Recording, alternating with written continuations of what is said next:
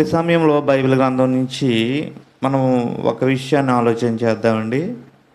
మరి దినము అంశం ఏంటంటే దేవుని సన్నిధిలో ఏమున్నదనే దాని గురించి మనం ఆలోచన చేద్దాం.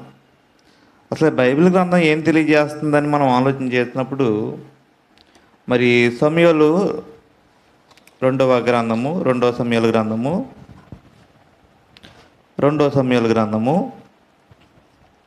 7వ అధ్యాయము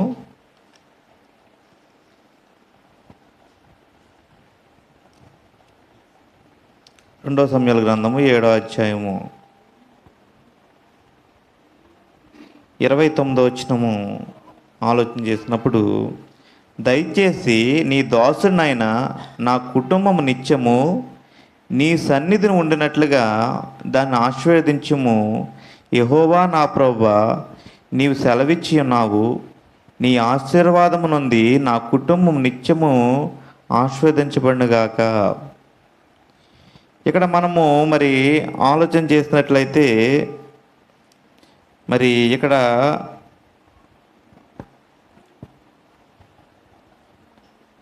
ఒక వచనాన్ని మనము ఆలోచన చేయొచ్చండి. ఇక్కడ మరి దావీదు ఏం చెప్తున్నాడు? దయచేసి నీ దాసునైన నా కుటుంబము నిత్యము నీ సన్నిధిని ఉండినట్లుగా దాన్ని ఆశీర్వదించుము. దావీదు ఏం కోరుకుంటున్నాడండి? నిత్యము ఎక్కడ ఉండాలంటాం మనం? దేవుని సన్నిధిలో. అంటే మనం ఏం మర్చిపోయినా కానీ మన జీవితంలో ఏం మర్చిపోకూడదంటే దేవుని సన్నిధి మర్చిపోకూడదండి. ఎందుకంటే కొంతమందిని నేను చూసినప్పుడు వాళ్ళకి పని ఉన్నా లేకపోయినా కొంతమంది మరి చర్చికి వచ్చి ప్రత్యేకంగా ఉన్నప్పటికీ కూడా ప్రత్యేకంగా వాళ్ళు వచ్చి ఏం చేస్తారంటే కొంతమంది దేవుని సన్నిధిలో మోకరించి ప్రార్థన చేసి వెళ్ళిపోతూ ఉంటారు. అంటే దేవుని సన్నిధిలో ఏముందండి? అది మనం ఆలోచన చేయాలి. ఇప్పుడు బైబిల్ తరగతికి రమ్మంటున్నాము అని ఎందుకు అంటే అందరి జీవితాలు బాగుండాలని. అంటే ఒక వ్యక్తి వాక్యాన్ని గ్రహించి అర్థం చేసుకోవాలంటే ఎక్కడికి రావాలండి? దేవుని సన్నిధిలోనే మనకు ఉంటుంది వాక్యం. దేవుని సన్నిధిలోనే ఈ వాక్యం అనేది మనం వినటం ద్వారా, గ్రహించడం ద్వారా మన జీవితాలు ఏమవుతాయంటే మార్పు అనేది చెందుతూ ఉంటాయి. మనం ఆదివారం ఎలాగా ఆరాధన చేస్తున్నాం, ఆరాధన ఖచ్చితంగా అందరం వస్తామండి. కానీ బైబిల్ తరగతికి కూడా రావాలి. ఎందుకంటే ఎప్పుడు ప్రార్థనలు పెట్టినా కూడా మనం ఏం చేయాలండి? అన్నిటికీ కూడా దేవుని పని అనేటప్పటికీ మనం అన్నిటిలో కూడా అటెండ్ అవ్వాలి. ఎందుకంటే దేవుని సన్నిధిలో ఏముందని మనం ఆలోచన చేసినప్పుడు కొన్ని విషయాలు ఈ సమయంలో ఆలోచన చేద్దాం. కీర్తన గ్రంథము 16వ అధ్యాయము 16వ కీర్తన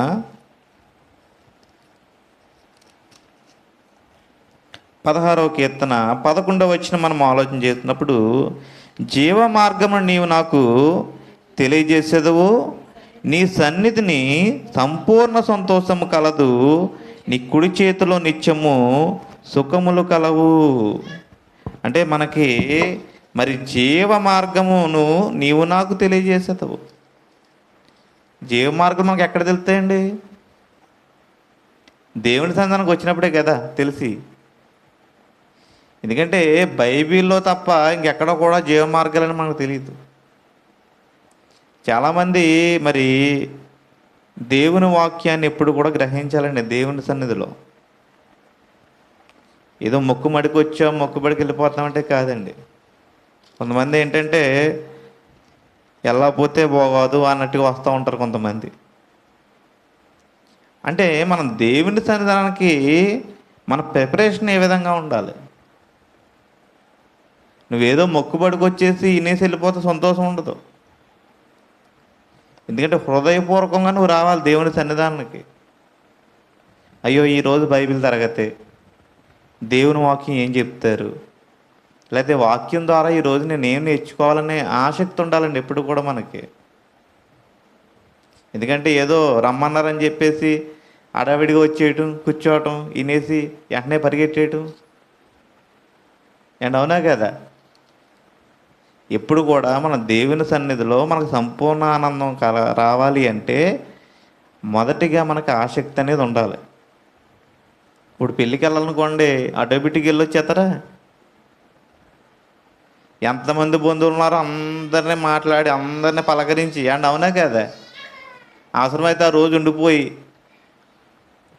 అంటే మనిషి ఇప్పుడు లోకంలో ఎంటర్టైన్మెంట్కి ఎక్కువ బానిస అయిపోతున్నాడండి. ఏమవుతున్నాడండి? చాలామంది దేవుని సన్నిధానికి ఎందుకు రావట్లేదు అంటే మనిషి ఎక్కువగా ఏం కోరుకుంటున్నాడు? ఎంటర్టైన్మెంట్ కోరుకుంటున్నాడు జీవితానికి. అంటే ప్రతిరోజు కొత్తదనం. ఇప్పుడు ఫోన్ ఉన్నదనుకోండి, ఖాళీ ఉన్నదనుకోండి, ఏమనుకుంటాడు? కొంచెంసేపు ఏదో ఎంటర్టైన్మెంట్ ఛానల్ పెట్టుకోవచ్చు, కొంచెంసేపు నవ్వుకోవచ్చు అనుకుంటాడు. కానీ ఆ మనిషి ఏమవుతున్నాడంటే ఆ సమయంలో చేసే పనికి బానిస అయిపోతున్నాడు. అండ్ అవునా కదా? ఏదో సరదాగా ఉంటుందని ఒకసారి పెట్టుకుంటాడు, రెండోసారి పెట్టుకుంటాడు, ఇంకా తర్వాత ఖాళీ దొరికినప్పుడల్లా ఏం చేస్తాడు? ఇంక దాన్ని అలవాటు చేసుకుంటున్నాడు. కానీ మనిషి ఎక్కువగా ఏం అలవాటు చేసుకోవాలంటే దేవుని సన్నిధానానికి రావటం అలవాటు చేసుకోవాలండి. ఎందుకంటే మనం బ్రతికి దినములన్నీ కూడా, ఇప్పుడు బ్రతికే దినాలన్నీ కూడా ఎక్కడ బ్రతకాలంటే దేవుని సన్నిధిలో బ్రతకాలి మనం. ఇప్పుడు దేవుడు పరలోక రాజ్యాన్ని ఇస్తానంటున్నాడంటే నువ్వు ఈ జీవితంలో ఎలా ఉన్నా ఇచ్చేస్తాను కదా దాని అర్థం. నువ్వు వాక్య ప్రకారంగా ఉండాలి. ఇక్కడ దేవుని సన్నిధిలో ఏముందని మనం ఆలోచన చేసినప్పుడు చూడండి, జీవ మార్గంలో నీవు నాకు తెలియజేసేదవు, నీ సన్నిధిని సంపూర్ణ సంతోషం కలదు. సంపూర్ణ సంతోషం ఉంటుందంటే అండి దేవుని సన్నిధిలో. ఎప్పుడన్నా నాకు ఒక ఆదివారం మానండి అనుకోండి, నాకు చాలా బాధ వచ్చేది. ఎందుకంటే నాకు ఏ రోజు భయపడను, కానీ ఆదివారం వచ్చిందంటే భయపడతాను. ఎందుకు అంటే ఆ రోజు నేను ఆరాధన కోల్పోకూడదు. ఆ రోజు నాకు ఏం లేకపోయినా పర్లేదు, ఆహారం లేకపోయినా పర్లేదు, ఏం లేకపోయినా పర్లేదు, కానీ ఖచ్చితంగా ఆ రోజు ఏమి ఉండాలండి? దేవుని ఆజ్ఞ నేను నెరవేర్చాలి. ఎందుకంటే దేవుని సన్నిధిలో ఏముందంటండి? సంతోషము, సంపూర్ణ సంతోషం కలదు. మన ఆసక్తితో హృదయపూర్వకంగా మనం దేవుని సన్నిధానానికి వచ్చినప్పుడు దేవుడు ఖచ్చితంగా ఇస్తాడండి సంతోషాన్ని. ఎందుకంటే ఆ సంతోషం అనుభవించిన వాళ్ళకే తెలుస్తుంది. మనం ఎక్కడెక్కడో సంతోషంగా ఉంటాం, కానీ ఆ సంతోషంగా ఎక్కడ ఉండాలంటే దేవుని సన్నిధిలో సంతోషంగా ఉండాలి. చూడండి, దేవుని సన్నిధిలో కొంచెం లేట్ అయిందనుకోండి, ఎలా ఫీల్ అవుతారు కొంతమంది? ఎలా ఫీల్ అవుతారండి? కొంచెం లేట్ అయితే చాలా ఇబ్బందిగా ఫీల్ అవుతారు. కానీ దేవుని సన్నిధిలో మనం ఎంత ఎక్కువగా ఉంటే అంత ఎక్కువగా ఏం నేర్చుకుంటామండి? దేవునితో సహవాసం కలిగి ఉంటాం. కాబట్టి దేవుని సన్నిధిలో ఏముందంటే సంపూర్ణ సంతోషం అండి. ఎందుకంటే దేవుని మాటలు మనం ఆసక్తితో హృదయపూర్వకంగా విన్నప్పుడు దేవుడు ఆ సంతోషాన్ని మనకు ఖచ్చితంగా ఇస్తాడు. ఎందుకంటే మనం వినాలి. నువ్వు దేవుని సన్నిధానానికి వచ్చావంటే వాక్యం వినకుండా దిక్కులు చూసుకోవడం, ఫోన్ చూసుకోవడం, పక్కలతో మాట్లాడటం, ఇవన్నీ చేసినప్పుడు నీకు సంతోషం అనేది ఉండదు. కొంతమంది చూడండి ఆరాధనలో నిద్రపోతూ ఉంటారు, లేదా బైబిల్ క్లాస్లో కూడా నిద్రపోయే వాళ్ళు ఉంటారు. ఎందుకు? మనం ఎప్పుడైతే ఆసక్తితో దేవుని వాక్యాన్ని వింటామో మన హృదయంలో ఎక్కువగా దేవుని మీద ఆశ ఉండాలండి. మనకి ఆశతో ఉంటున్నప్పుడే దేవుని సన్నిధానానికి వచ్చినప్పుడు మనకేముంటుందంటే మరి సంపూర్ణ సంతోషం కలదని చెప్పేసి మరి దేవుని వాక్యము తెలియజేస్తూ ఉంది. అలాగే ఇంకా మనం దేవుని వాక్యం ఆలోచన చేస్తున్నప్పుడు కీర్తన గ్రంథము 21వ అధ్యాయము 21వ కీర్తన 21వ కీర్తన 6వ వచనము ఆలోచన చేస్తున్నప్పుడు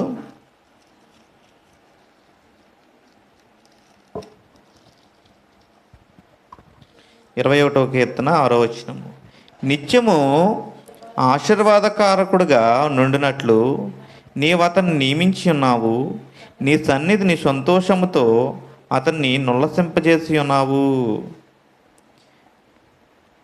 దేవుని సన్నిధిలో ఏమున్నదంటండి? నిత్యం ఏమున్నదంట? ఆశీర్వాదం ఉన్నదంటండి. కానీ దేవుని సన్నిధిలో ఏముందంటే సంతోషం ఉన్నది. కొంతమంది బాధపడుతూ ఉంటారు. బాధపడిన వాళ్ళకి దేవుని వాక్యం ఏం చేస్తుంది? సంతోషాన్ని కలగజేస్తుంది. ఎందుకంటే దేవుని సన్నిధిలో ఎప్పుడు కూడా సంతోషం ఉంటుందండి. కానీ ఆ సంతోషాన్ని మనం ఎప్పుడు కూడా వాక్యం ద్వారానే మనం ఏం చేయాలంటే వాక్యం ఎక్కువ ఆలకించడం ద్వారా సంతోషాన్ని మనం పొందుకుంటాం. ఎందుకంటే చాలామంది దేవుని సన్నిధానానికి రావడానికి ఇష్టపడరండి. అవునా కదా? మరి లేకపోతే ఆదివారం ఎందుకు అంతమంది వస్తున్నారు? మరి శుక్రవారం అయినప్పటికీ మరి ఎందుకు ఇంతమంది వస్తున్నారు? ఎప్పుడన్నా మనం ఆలోచన చేసామా? ఎందుకంటే దేవుని సన్నిధిలో మనకి ఆసక్తి ఉన్నప్పుడు దేవుడు కుటుంబాన్ని సంతోషంగా ఉంచుతాడు. చాలామంది లోకంలో సంతోషించడానికి ఇష్టపడుతున్నారు, కానీ ఇప్పుడు దేవుని సన్నిధిలో సంతోషించడానికి ఇష్టపడట్లేదు. అండ్ అవునా కదా? ఇప్పుడు కాలు వచ్చిందనుకోండి సార్, దేవుని సన్నిధిలో ఉన్నప్పుడు ఏం చేస్తున్నాడు? అట్టుకుని ఫోన్ అట్టు వెళ్ళిపోతున్నాడు బయటికి. అంటే దేవుని కంటే ఆ వ్యక్తికి ఎక్కడంటే ఇంట్రెస్ట్గా ఉందో ఆలోచన చేయండి. ఎందుకంటే దేవుని సన్నిధి అంటే ఇద్దరు ముగ్గురు ఎక్కడైతే నా నామం చెప్పిన కూడి ఉంటారో అక్కడ ఎవరు ఉంటారంటండి? ఆయన ఉంటాడని చెప్తున్నాడు. ఎక్కడ ఇద్దరు ముగ్గురు నా నామం చెప్పిన కూడి ఉంటారో అంటే మనం దేవుని సన్నిధిలో ఉంటున్నామంటే దేవుని సన్నిధిలో ఎవరు ఉంటున్నారండి? ఆయన ఉంటున్నాడు, దేవుడు. మరి ఆయన ఆయన ఉన్నప్పుడు మనం ఎలా ఉండాలి దేవుని సన్నిధిలో? ఎందుకంటే ఒక వ్యక్తి దేవుని సన్నిధానం మాంటున్నాడు అంటే దాని అర్థం ఏంటంటే ఆ వ్యక్తి లోకంలో ఉంటున్నాడు. లోకంలో ఉన్నాయని ఏం చెప్తుందంటే దేవుని వాక్యం? శిరరాశియు నేత్రాశియు జీవడము, అంతే కదండి లోకంలో. కాబట్టి మనం ఎప్పుడూ కూడా దేవుని సన్నిధిలో ఎక్కువ ఎదగడానికే ఇష్టపడాలి. ఎందుకంటే నేను ప్రతిరోజు మా కుటుంబంలో ప్రతిరోజు ఉంటుందండి డివోషన్. కరెక్ట్గా 7 గంటలకు కానీ 8 గంటలకు కానీ ఇంట్లో అందరూ కూర్చోవలసిందే, మా అబ్బాయితో సహా అందరూ. ఎందుకంటే నేను ఒకటే చెప్తాను, ఇంట్లో ఏది మాన్నా పర్లేదు కానీ డివోషన్ మాత్రం ఎప్పుడు కూడా మానకూడదు. ఈవెన్ ఒకటే చెప్తానండి, నేను మీటింగ్కి వెళ్ళినప్పటికీ కూడా కుటుంబంలో చేసుకోమని చెప్తాను. మా వైఫ్ కానీ వాళ్ళ అక్కయ్య కానీ వాళ్ళందరిని పిల్లల్ని కూర్చోబెట్టి వాళ్ళందరికీ వచ్చు, పాటలు వచ్చు, వాకింగ్ చేయటం వచ్చు, అన్నీ నేర్పించాం. ఎందుకంటే దేవుణ్ణి మనం ప్రతిరోజు ఏం చేయాలండి? ప్రతిరోజు స్తుతించాలి. ఎక్కడ ఇద్దరు ముగ్గురు కూడా ఉంటే అక్కడ ఎవరు ఉంటారంటే ఆయన ఉంటారంటున్నాడు. కాబట్టి మనం దేవుని సన్నిధిలో కూడా మనము ఏం చేయాలంటే దేవుని స్తుతించేవారిగా ఉండాలండి. అంటే దేవుని సన్నిధి చాలా గొప్పది. అలాగే మరి ఇక్కడ దేవుడు ఏం చేస్తాడంటండి? నీ సన్నిధిని సంతోషంతో అతను ఉల్లాసింపజేసి ఉన్నావు. దేవుని సన్నిధిలో సంతోషం ఉంటుందండి. ఇంకా ఏముంటుందని దేవుని వాక్యం చెప్పినప్పుడు మనం ఆలోచన చేసినట్లే కీర్తన గ్రంథం 36వ కీర్తన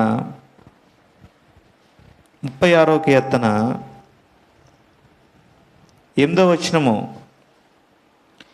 నీ మందిరం యొక్క సమృద్ధి వలన వారు సంతృప్తి నొందుచున్నారు.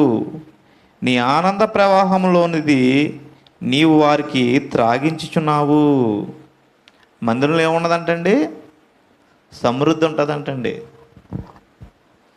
మందిరంలో సమృద్ధి వలన ఏముంటుందంటండి? సంతృప్తి కలుగుతాం.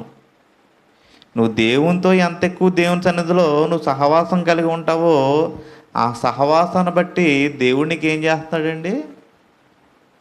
మనం దేవునితో సహవాసం చేస్తే యోబు గ్రంథం ఏం చెప్తుందండి? నువ్వు దేవునితో సహవాసం కలిగిన వాళ్ళ కుటుంబంలో ఏం కలుగుతుందంటండి? నెమ్మది కలుగుతుందంటండి.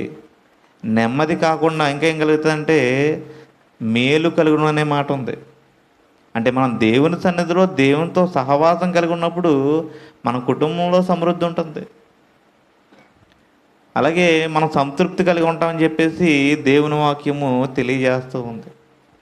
అంటే మన కుటుంబంలో దేవుడు నమ్ముకున్నాడు ఎప్పుడు పాడైపోయిన వాడు ఎవరు లేరండి. బైబిల్ గ్రంథంలో ఉన్నటువంటి భక్తులు కూడా ఎంతోమంది దేవుడు నమ్ముకున్న వారు ఏమయ్యారండి? దేవుడు నమ్ముకున్న ప్రతి ఒక్కరు కూడా ఎలా ఉన్నారంటే ఆశీర్వాదకరంగా ఉన్నారు. మరి అబ్రహాము దేవుడు నమ్మును, అది అతనికి ఎలా ఎంచబడిందంటండి? నీతిగా ఎంచబడును. మరి దేవుడు నమ్ముకున్నాడండి, మరి దేవుడు పిలుచుకున్నప్పుడు ఏమీ లేదు అతని దగ్గర. కుటుంబాన్ని తీసుకుని వెళ్ళిపోయాడు. ఎక్కడికి వెళ్ళాలో తెలియదు. కానీ విశ్వాసం బట్టి ఏం చేశాడండి? దేవుడు ఎక్కడికి వెళ్ళమంటే అంత దూరం వెళ్ళాడు. కానీ చివరికి చనిపోయినప్పుడు ఎలా ఉన్నాడండి? అంటే మన కుటుంబాల్లో మరి మనకి ఆశీర్వాదం కలిగి ఉండాలంటే మరి దేవుని సన్నిధిలో ఉన్నప్పుడే ఆశీర్వాదం ఉంటుందండి. ఎందుకంటే బైబిల్ గ్రంథంలో మనం ఎప్పుడైతే వాక్య ప్రకారము జీవిస్తామో, లేకపోతే వాక్య ప్రకారము వాక్యం చెప్పినట్లుగా ఉంటామో, ఆ వ్యక్తి ఎప్పుడు కూడా ఎలా ఉంటాడంటే మరి దేవుని సన్నిధిలో ఎప్పుడు కూడా వర్ధిల్తాడని మరి దేవుని వాక్యం చెప్తూ ఉంది. ఎందుకంటే హిజ్కియా గురించి మనం ఆలోచన చేసినప్పుడు హిజ్కియా ఎలా ఉన్నాడండి? హిజ్కియా మరణకరమైన రోగం కలిగి ఉన్నాడు. మరి సమయంలో మరి నువ్వు మరణం అవుతావని హిజ్కియాకు చెప్పినప్పుడు అతడు గోడ వైపు తిరిగి మరి కన్నీళ్లు విడిచి ప్రార్థన చేసినప్పుడు దేవుడు ఎన్ని సంవత్సరాలు ఆయుష్ ఇచ్చాడండి? 15 సంవత్సరాలు ఆయుష్ ఇచ్చాడు ఆయన. అంటే మనం దేవుని సన్నిధిలో ఉన్నప్పుడు మరి ఆశీర్వాదంగా మనం ఉండాలి అంటే వాక్యం ప్రకారం ఎప్పుడు కూడా మనం నడుచుకోవాలి. ఎందుకంటే చాలామంది మరి వాక్యం వింటున్నారు కానండి, లోకంలో ఎలా ఉంటుందంటే దేవుని సన్నిధిలో ఉన్నప్పుడు వాక్యం వింటున్నాం కానీ బయటికి వెళ్ళాక మన ప్రవర్తన, మన జీవిత విధానం ఏ విధంగా ఉందని మనం ఆలోచన చేసుకోవాలి. ఎందుకంటే లోకంలో మనుషులు బట్టి మనం మారిపోకూడదండి ఎప్పుడు కూడా. ఆడు పాపం చేస్తున్నాడు, ఆడు బాగున్నాడు, లేకపోతే ఈడు ఈ విధంగా ఎదుగుతున్నాడు అని మనం అనుకుంటాం. కానీ వాక్యం ఎప్పుడు ఒకటే చెప్తుంది. మనము వాక్య ప్రకారం నడుచుకున్నప్పుడు వాక్యం చెప్పినట్టు చేయటం ద్వారా మనకేం కలుగుతుందండి? ఆశీర్వాదం అనేది కలుగుతుంది. ఎందుకంటే దేవుడు మరి ఇశ్రాయేల్ ప్రజలు మనం ఆలోచన చేసినప్పుడు ఆయన ఏం చెప్తున్నాడండి? మీరు నా మాట వింటే మీకు ఆశీర్వాదం. ఇంట్లో ఉన్న ఆశీర్వాదమే, బయటికి వెళ్ళినా ఆశీర్వాదమే. మరి చాలా విషయాలు దేవుని గ్రంథంలో చెప్పబడుతుంది. మనం దేవుని సన్నిధిలో ఉన్నట్లయితే మనకి ఏముంటుందంటండి? వాడు యెహోవా వలన ఆశీర్వాదం నొందును, తన రక్షకుడైన దేవుని వలన నీతిమత్వము నొందును. ఆయన ఆశ్రయించు వారు యాకోబు దేవా నీ సన్నిధిని వెతుకువారు అట్టువారే. మనం ఎప్పుడు కూడా వెతకాలంటే దేవుని సన్నిధిని వెతకాలంట. చాలా మంది ఏంటంటే ఏ చర్చ అయినా పర్లేదులే, ఏ వాక్యం అయినా పర్లేదు అనేవారు ఉంటారండి. ఎందుకంటే దూరం వెళ్ళినప్పుడు చాలా మంది అంటే ఎక్కడ క్రీస్తు సంఘం కరెక్ట్ అనేది ఆలోచించేవారు చాలా తక్కువ మంది. ఎందుకంటే ఏదైనా చర్చు, ఏదైనా దేవుడే, ఏదైనా వాక్యం అనుకుంటే మనం చాలా పొరపాటు పడుతున్నట్టండి. లోకంలో ఎవరున్నారని చెప్తుంది దేవుని వాక్యం? ఎవరున్నారండి? అబద్ధ బోధకులు ఉంటూ ఉన్నారు. ఎందుకంటే వాక్యాన్ని మార్చి చెప్పేవారు కూడా ఉన్నారండి. అందుకే మనం ప్రతి ఆత్మని నమ్మకూడదు. ఎందుకంటే దేవుని సన్నిధి అంటే మరి దేవుని వాక్య ప్రకారంగా ఉన్నప్పుడే అది దేవుని సన్నిధి అవుతుంది. కాబట్టి దేవుని సన్నిధిలో ఏమున్నదంటే సంతోషం ఉందండి, సమృద్ధి ఉంది, సంతృప్తి ఉంది, ఇంకా చాలా విషయాలు, ఇంకా ఆశీర్వాదం ఉందని చెప్పేసి మరి దేవుని వాక్యము మరి తెలియజేస్తూ ఉంది. మరి ఇంకా దేవుని సన్నిధిలో ఏముందని మనం ఆలోచన చేసినప్పుడు 31వ కీర్తన 20వ వచనంలో, అంటే దేవుని బిడ్డలమైనట్టు మనము దేవుని సన్నిధిలో ఉన్నప్పుడు, దేవునిలో ఎక్కువ సహవాసం మనం కలిగి ఉన్నప్పుడు మరి ఎవరన్నా కూడా కపటోప ఆలోచన లేకపోతే మనం మోసం చేయాలని చెప్పేసి మోసగించాలన్నప్పుడు మరి ఆయన సన్నిధిలో ఉన్నట్టు మనం దేవుడు ఖచ్చితంగా ఏం చేస్తారంటండి? ఆయన కాపాడతాడని చెప్పేసి దేవుని వాక్యం తెలియజేస్తుంది. ఎందుకంటే దేవుని సన్నిధిలో మరి ఎప్పుడూ కూడా మనం ఉండాలండి. ఈనాడు మరి దేవుని సన్నిధిలో మనం ఉండకపోవడం వల్ల మనం ఎవరికి దూరం అవుతున్నామంటే దేవునికి దూరం అవుతూ ఉన్నాం. ఒక వ్యక్తి దేవునికి దూరం అయినట్లయితే ఏం కోల్పోతాడండి? సమస్తాన్ని కోల్పోతూ ఉంటున్నాడు. ఎందుకంటే దేవుని సన్నిధి అనేది ఎప్పుడూ కూడా మనకి ఏం చేస్తుందంటే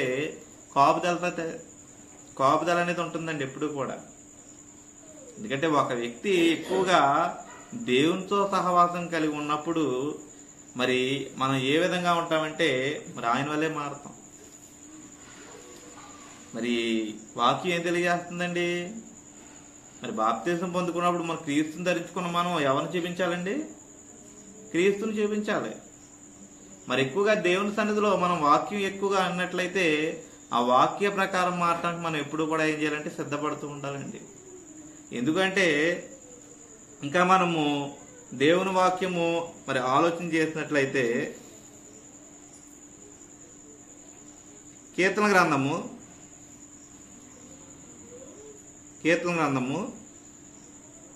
32వ అధ్యాయము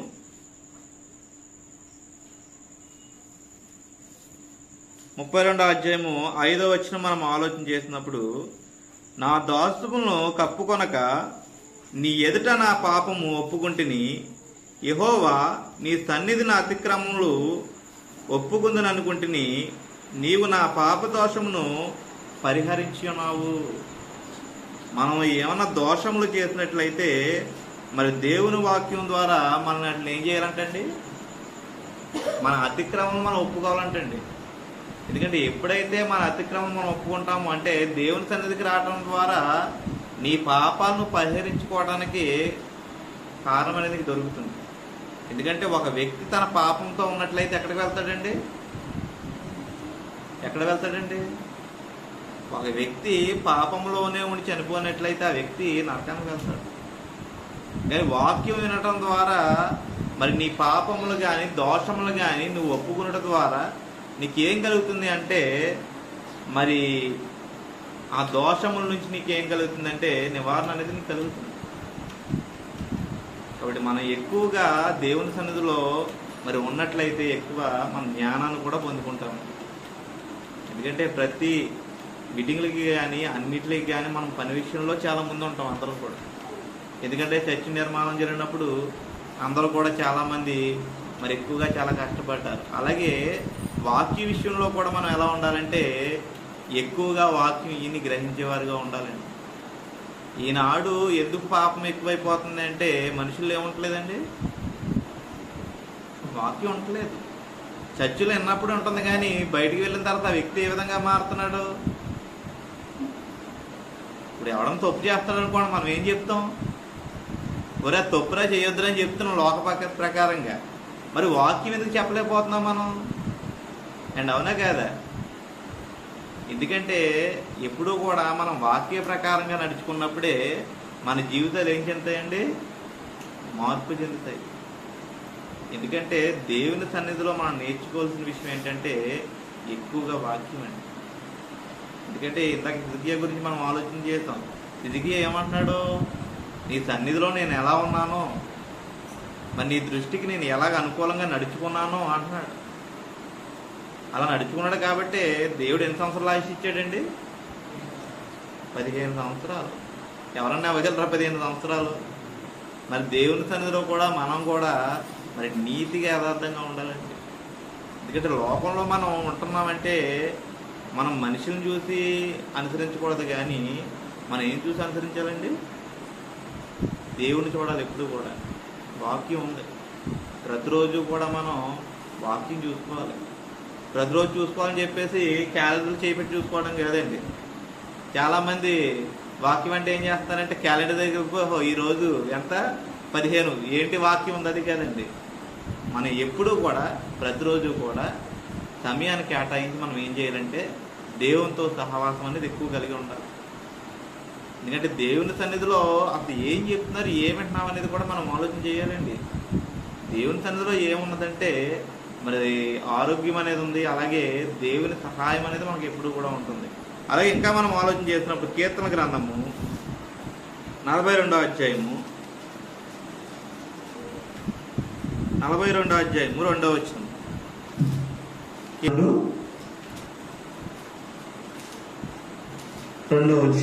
నా ప్రాణము దేవుని కొరకు తృష్ణ కొనుచున్నది, జీవం గల దేవుని కొరకు తృష్ణ కొనుచున్నది.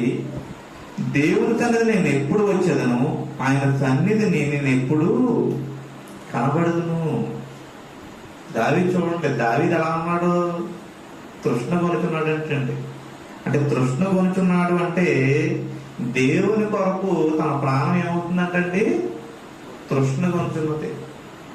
అంటే ఎప్పుడు మరి జీవము గల దేవుని కొరకు తృష్ణ కొనుచున్నది దేవుని సన్నిధిని ఎప్పుడు వచ్చాను. దావీదు ఏమంటున్నాడండి? 1000 దినముల కంటే శ్రేష్టం అంటున్నాడు ఒక దినాన్ని. ఏ దినాన్ని? దేవుని సన్నిధిలో ఉండటం. ఒక దినం దేవుని సన్నిధిలో ఉండటం 1000 దినముల కంటే శ్రేష్టము. అంటే మరి మనం నెలకి ఎన్నిసార్లు ఉంటున్నామంటే దేవుని సన్నిధిలో? ఎందుకంటే దేవుని సన్నిధిలో దేవునికి ఇచ్చిన సమయం వాల్యూ ఉందండి. మనం ఆ రోజంతా ఏం పని చేసుకున్నా ఎంతో కొంత వస్తుంది, కానీ అది వాల్యుబుల్ కాదు. అది లోకం కొరకు, కుటుంబం కొరకు కష్టపడతాం. కానీ దేవుని కొరకు దేవుని సన్నిధిలో స్తుతించి, ఆయన ఆరాధించి, ఆయన మహిమపరిచి, ఆయన స్తుతించడం అనేది మరి చాలా వాల్యుబుల్ అని చెప్పేసి దేవుని వాక్యం చెప్తుంది. 1000 దినముల కంటే ఏంటంటే శ్రేష్టం అంట. ఇక్కడ దావీదు మరి కీర్తనగాడు ఏమంటే, దేవుని సన్నిధిని ఎప్పుడు వచ్చేదను, ఆయన సన్నిధి నేను ఎప్పుడు కనబడదును. మరి మనకు ఆలోచన వస్తుందండి, ఎప్పుడు ఆదివారం వస్తుందా, లేకపోతే ఎప్పుడు శుక్రవారం వస్తుంది, లేకపోతే ఎప్పుడు మన బైబిల్ తరగతికి వెళ్ళాలి, లేకపోతే దేవుడిని ఆరాధించడానికి సండే మరి ఎప్పుడు వస్తుందని చెప్పేసి ఎప్పుడన్నా మనం ఉంటామండి అలాగే. ఎందుకంటే ఈనాడు చాలా మంది ఆదివారం రోజు ఏం పెట్టుకుంటున్నారండి? ఏ రోజు లేనట్టు ఏ రోజు పెట్టుకుంటారు? కరెక్ట్గా ఆ రోజు పెట్టుకుంటారు, ఆదివారం పెట్టుకుంటారు. సాతానుడు ఏం చేస్తూ ఉంటాడంటే, దేవుని సన్నిధి నుంచి మనం దూరం చేయడానికి ఎక్కడి నుంచో తీసుకురాడండి, మన ఇంట్లోంచే తీసుకొస్తూ ఉంటాడు. అందుకే ఎప్పుడు కూడా మనం ఎలా ఉండాలంటే, దేవుని సన్నిధి కంటే నీకు ఏది ఎక్కువ కాదు, నువ్వు దేవుని కంటే నీకు ఏది ఎక్కువ ఉండకూడదండి. ఎందుకంటే ఎప్పుడైనా దేవుని కంటే నీకేమైనా ఎక్కువ ఉన్నట్లయితే నువ్వు ఎవరిని ప్రేమిస్తావో నీ జీవితం చెప్పేస్తుంది. నువ్వు రక్షణ పొందినప్పుడు నీ నిర్ణయం అవుతుంది. ఒకటండి, మన రక్షణ తీసుకున్నప్పుడు మనం నిశ్చయించుకోవాలి, నేను ఎప్పుడు కూడా దేవుని సన్నిధి విడిచిపెట్టకూడదని నిర్ణయం మనం తీసుకోవాలి. ఈనాడు చాలా మంది రక్షణ తీసుకుంటున్నారు, కానీ వాళ్ళ నిర్ణయాలు ఎలా ఉంటున్నాయి? ఒక ఆదివారం అయితే పర్లేదు, వచ్చే ఆదివారం అనుకుంటున్నాం, కానీ ఆ ఒక్క ఆదివారం ఎన్ని ఆదివారం దారి చేస్తో తెలుసండి. చర్చికి మానేసే విధంగా కూడా ఉంటుంది. మా సంఘంలో కొంతమంది కాదండి ఉన్నారు, అలా మానేసిన వాళ్ళే ఉన్నారు. ఇప్పుడు రమ్మన్న కూడా రావడం కూడా అలా ఉన్నారంటే రాలేకపోతున్నారు. కాబట్టి ఎప్పుడు కూడా మనకి నిర్ణయం ఉండాలండి. ఆదివారం వచ్చిందంటే ఎప్పుడు కూడా మనం ఏ పని పెట్టుకోకూడదు. కొన్ని ఆరాధన అయిపోయినా అది పెట్టుకోండి, లేదా ఆనాడు ఆరాధన చేసుకుని పెట్టుకోండి, పర్లేదు. కానీ ఖచ్చితంగా మనం ఎక్కడ ఉండాలంటే దేవుని సన్నిధిలో ఖచ్చితంగా ఉండాలి. ఎందుకంటే ఒక వ్యక్తి ఆదివారము దేవుని సన్నిధిలో ఆరాధన మానేస్తున్నాడంటే ఆ వ్యక్తి ఆత్మీయంగా చనిపోయినట్టేనండి. దేవుని వాక్యం ఏం చెప్తుందండి? మీరు ప్రతి ఆదివారం దేవుని సన్నిధిలో కూడుకున్నప్పుడు ఏం చెయ్యాలి? రొట్టె విరవాలని చెప్తుంది. నీ దేవుడు చెప్పిన ఆజ్ఞ కంటే నీకు ఏది ఎక్కువ కాదు. ఎందుకంటే మనం అందరం కూడా ఒక ఆశ ఉంటుంది. ఏముంటుంది? పరలోక రాజ్యం వెళ్ళాలని ఉంటుంది. అండ్ ఎవరికైనా నరకానికి వెళ్ళాలని ఉంటుందా? అండ్ ఎవరైనా ఉన్నారేంటి? అందరూ కూడా ఎక్కడికి వెళ్ళాలని ఉంటుందండి? పరలోక రాజ్యం. మరి పరలోక రాజ్యంకి వెళ్ళాలంటే మనం చాలా విధంగా కష్టపడాలండి. ఎందుకంటే అది దేవుడు అందరికి ఇచ్చేసింది కాదు. ఎవరైతే వాక్య ప్రకారం కరెక్ట్గా ఉండి మరి వాక్య ప్రకారం జీవించే వాళ్ళకైనా ఇస్తుందండి. అందుకే చెప్పేది ఎప్పుడు ఏంటంటే, మన వాక్య ప్రకారంగా నడిచినప్పుడే దేవునికి ఇష్టంగా ఉంటాం. అలాగే ఇక్కడ దావీదు ఏం చెప్తున్నాడంటే, దేవుని సన్నిధిని ఎప్పుడు వచ్చేదను, ఆయన సన్నిధిని ఎప్పుడు కనబడదును. మనకు కూడా ఒక ఆదివారం అయిపోయిందంటే, లేకపోతే బైబిల్ తర్వాత వస్తుందంటే, నేను ఎప్పుడు దేవుని సన్నిధానికి వెళ్తాను, దేవుడు నాతో ఏం మాట్లాడతాడని ఆలోచన నాకు రావాలి ఎప్పుడు కూడా. చూడండి, ఈనాడు చాలా మంది పిల్లలు కూడా ఏం ఇంట్రెస్ట్ చూపిస్తున్నారు? సినిమా కంటే మొత్తం అందరూ రెడీ అయిపోతారు ఒక్క నిమిషంలో. అది చర్చి కంటే ఒకడే రెడీ అవుతాడు, మిగిలిన ఏమవుతారంటే వాళ్ళ నిప్పులు, చేతి నిప్పులు, నీరసాలు. నేను అవునా కదా? అంటే చూడండి, లోకం మనిషి ఎంత అట్రాక్ట్ చేస్తుందో. ఈనాడు చాలా మంది దేవుని సన్నిధానం మాట్లాడిన కారణం ఏంటంటే, మీడియాలో ఏంటంటే ఈ సీరియల్ ప్రభావం ఎక్కువైపోయింది. ఈ సీరియల్ ఏం చేస్తాయంటే ఎంత రోడ్డైనా కూడా ఏం చేస్తాయండి, ఆకట్టేసుకుంటున్నాయి. ఈవెన్ ఆ తర్వాత రోజు ఏమైందో చూడకపోతే హార్ట్ అటాక్ చచ్చిపోయే టైప్లో ఉంటుంది ఇప్పుడు. అంటే అది చచ్చిపోయినా పర్లేదు కానీ ఏం కావాలి.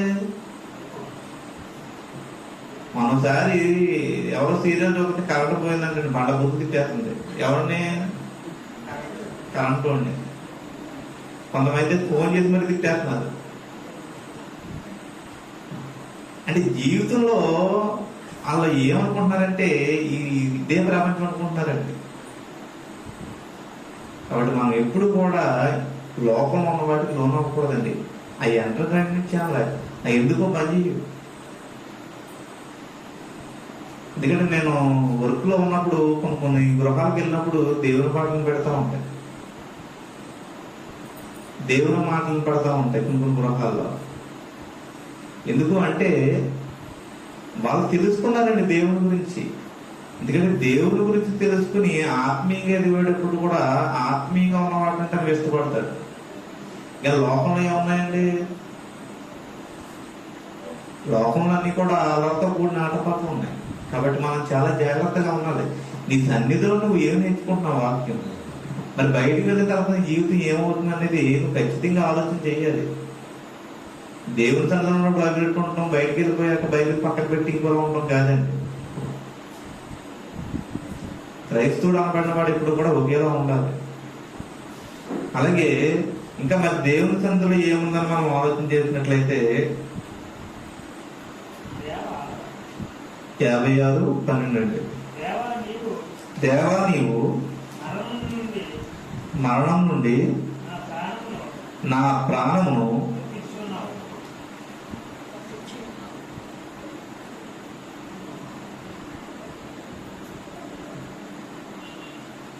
దేవా నీవు మరణంలో నుండి నా ప్రాణమును తప్పించి ఉన్నావు.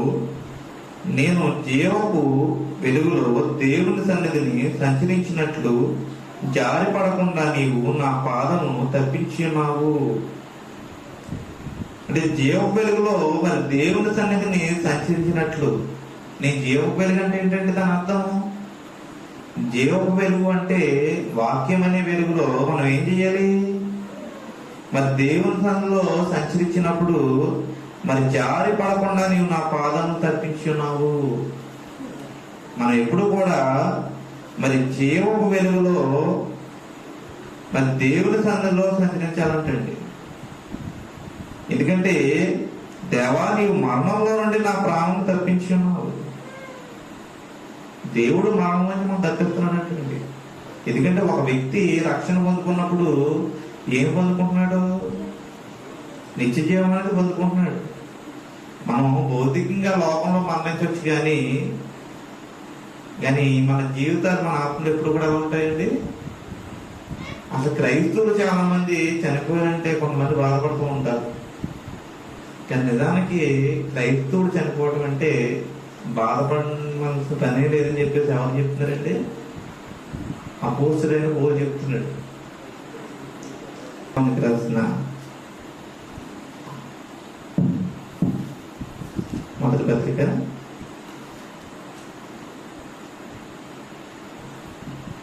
4:13 చూస్తే, సహోదరులారా నిరీక్ష లేని ఇతర వలె మీరు దుఃఖపడుకున్న నిమిత్తము నిద్రించిన వారిని గూర్చి మీకు తెలియకుండా మాకు ఇష్టం లేదు. యేసు మృతి పొంది తిరిగి లేచినని మనం నమ్మిన ఎడల అదే ప్రకారంగా యేసును నిద్రించిన వారిని దేవుడు ఆయనతో కూడా వెంట పెట్టుకుని వచ్చిన. అంటే నిరీక్షణ లేని వారు ఏం చేస్తారంటండి, బాధపడుతూ ఉంటారు. కానీ మీరైతే ఏమని చెప్తుంది ఇక్కడ, నిరీక్షణ లేని ఇతర వలె మీరు దుఃఖపడకుండా నిమిత్తము. మనకు నిరీక్షణ ఉంది కాబట్టి మనం ఏం చేయాలంటే మనం దుఃఖపడకూడదు అంట.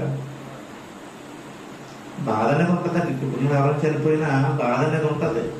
నేను ఇక్కడ పౌలు ఏం చెప్తున్నాడు వాక్య ప్రకారంగా, ఇప్పుడు నువ్వు దుఃఖపడతా లేచి వచ్చేస్తారా అంటే చనిపోయినోడు నువ్వు ఏడుతావు, నీ ఏడుపు చూసి లేచిపోతారు వాళ్ళు. ఎందుకంటే చనిపోయిన మనం ఏం చేయలేము. ఎందుకంటే దేవుడు పిలుచుకున్నప్పుడు ఏ వ్యక్తి అయినా వెళ్ళిపోవాల్సిందే. మనం ఏమైనా ఆపగలమండి? ఆపలేము. కానీ నిరీక్షణ లేని ఇతర వాళ్ళే దుఃఖపడమని నిమిత్తము నీకు నిరీక్షణ అనేది ఉన్నప్పుడు, నీకు దేవుడిని చూస్తావు అన్నప్పుడు నీకు బాధ అనేది ఉండకూడదు. కానీ ఈనాడు క్రైస్తవులు కూడా ఎక్కువగా ఏం చేస్తున్నారండి? ఎక్కువగా బాధపడుతూ ఉంటారు. బాధపడి ఏం చేయలేమండి. నేను ఏం చేయాలంటే ఆ కుటుంబం కోసం అందరూ ఏం చేయాలి? దేవుడు ఆదరణ కలిగినట్టుగా, దేవుడు ఓదార్పు ఆ కుటుంబానికి ఉన్నట్టుగా మనం ఏం చేయాలంటే వాళ్ళ కోసం ప్రార్థన చేయాలి ఖచ్చితంగా. ఎందుకంటే దేవుడు వాక్యం చెప్తుంది, మన ప్రాణాన్ని ఎవరు కాపాడుతారంటండి? మరణం నుంచి ఆయన తప్పిస్తారని చెప్పేసి దేవుని వాక్యం చెప్తాం. మరణం అనేది అందరికీ కూడా ఏమవుతుందండి? అందరికీ కూడా వస్తుంది. కానీ కొంతమంది ముందు వెళ్ళిపోతారు, కొంతమంది లేట్ అవుతుంది. కానీ మన వయసు అయిపోయినప్పటికీ మరి దేవుడు ఆవిష్కారం ఎంతండి? అధికంగా మరి ఆరోగ్యం ఎక్కువ ఉంటే అధిక బలం ఉన్నాయి కదా 80, తక్కువ ఉంటే 70 సంవత్సరాలు. అంటే దేవుడు పిలుచుకున్నప్పుడు ఏ వ్యక్తి అయినా వెళ్ళిపోవలసిందే. కానీ మనం చనిపోయే లోపు మనం చేయవలసిన పని ఏంటంటే దేవుని కొరకు నువ్వు ఏం చేస్తావు? నీ పిల్లల కోసం నువ్వు చేస్తావు, కష్టపడతావు, వాళ్ళ ప్రయోజకులు చేస్తావు, వాళ్ళు కష్టపడి వాళ్ళు బాగానే ఉంటారు. ఇదంతా రొటీన్ అవుతుంది. కానీ ఒకటి మనం ఆలోచన చేయాలండి, మనం చనిపోయే లోపు నీ దేవుని కొరకు నువ్వేం చేస్తావు? ఈ ఆలోచన మన అందరికీ ఉండాలి. దేవుడి కోసం ఏం చేయాలంటే చెప్తా ఉంటే ఎన్ని రోజులైనా సరిపోదండి. నేను అవునా కదా? కానీ నిన్ను పుట్టించి పెంచి పెద్ద చేసి మరి ఎంతవరకు అనేక రోగాల నుంచి, అనేక మరణాల నుంచి, ఆపదల నుంచి దేవుడు కాపాడాడంటే మనం దేవుని కొరకు ఏం చేస్తున్నాం, మరి ఆయన సన్నిధిలో ఉంటే ఏం నేర్చుకుంటాం అనేది మనం ఆలోచన కలిగి ఉండాలండి.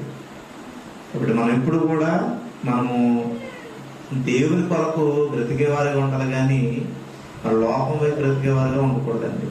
మరి శ్రద్ధగా మీ అందరికీ కూడా మరి